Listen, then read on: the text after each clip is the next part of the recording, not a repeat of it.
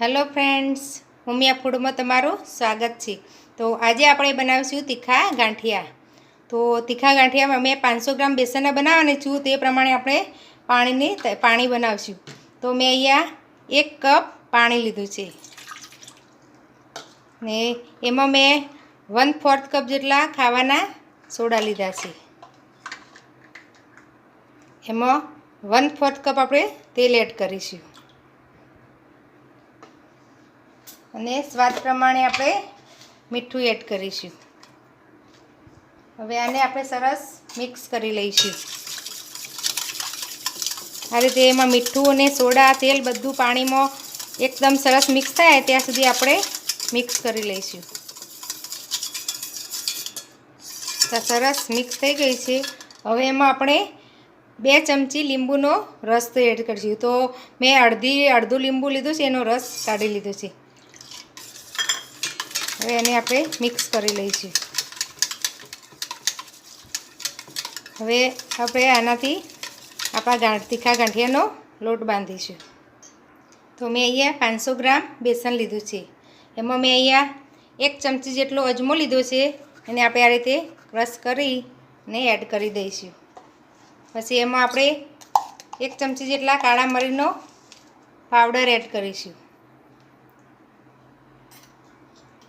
પછી અંદર 2 ચમચી જેટલું લાલ મરચું એડ કરીશું। તમે તીખા જેવી જોઈતી હોય એ પ્રમાણે તમારે એડ કરવાનું। અને હળદર આપણે થોડી જ એડ કરીશું, 1 ચપટી જેટલી જ હળદર એડ કરીશું અને 5 ચમચી જેટલી હિંગ એડ કરીશું। હવે બધું સરસ મિક્સ કરી લઈશું। મીઠું તો આપણે પાણીમાં એડ કરી દીધું છે, એટલે આમાં આપણે મીઠું એડ નહીં કરીએ।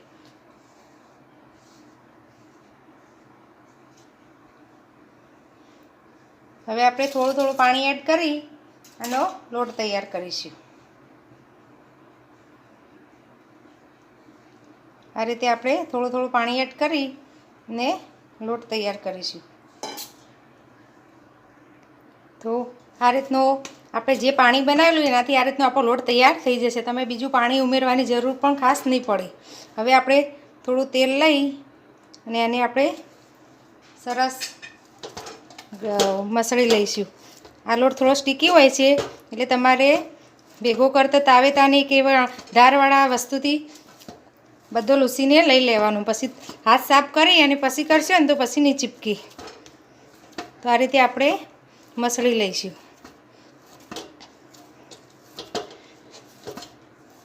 તો આપણો આ સેવોનો લોટ તીખા ગાંઠિયાનો લોટ તૈયાર છે, અને આપણે 5 મિનિટ રેસ્ટ આપીશું। તો આપણો લોટ હવે સેટ થઈ ગયો છે। હવે એને આપણે લુવા કરી દઈશું। આ રીતે આપણે લુવા કરશું તો આપણે મશીનમાં ભરવામાં સરળતા રહેશે।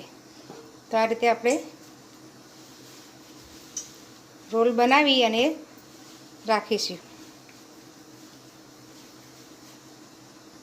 તો આપણે આ બધા રોલ કરી લીધા છે।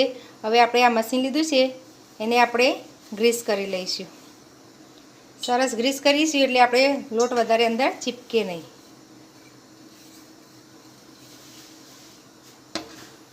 એ જ રીતે આપણે આ ગાંઠિયાની જાળી લીધી છે, એને પણ આપણે ગ્રીસ કરી લઈશું। અને આ મશીનનો નીચેનો ભાગ આવે છે, એને પણ આપણે ગ્રીસ કરી લઈશું।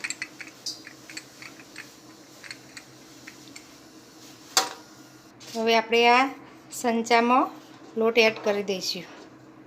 તો આ રીતે તમે રોલ બનાવી લેશો તો તમે વચ્ચે પણ મશીનમાં ભરવો છે ને તો તમારા હાથ ખરાબ નહીં થાય।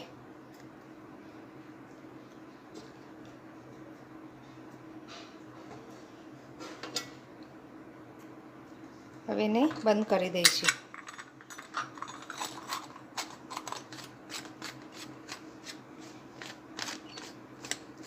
મેં તેલ ગરમ કરવા મૂકી દીધું છે। હવે આપણે સેવો પાડી લઈશું। તો આખું તેલ આપણે ચેક કરી લઈએ। તો આ રીતે થોડો લોટ એડ કરવાનો, જો તરત ઉપર આવી જાય તો આપણે એ રીતનું તેલ રાખવાનું। તો લોટ આવી ગયો છે ઉપર, એટલે આપણું તેલ તૈયાર છે।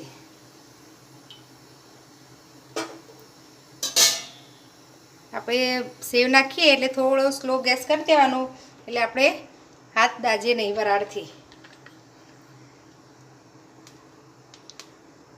આ રીતે આપણે આપણા ગાંઠિયા પાડી લઈશું.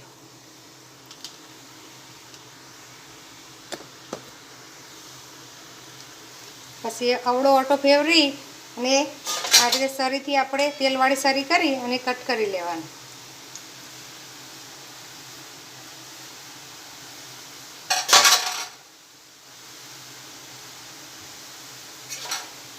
ગાંઠિયા આપણે ફૂલ ગેસ પર જ તળશું, કારણ કે આપણા ગાંઠિયાને તળાતા બહુ વાર નથી લાગતી. હવે આપણે પલટી દઈશું.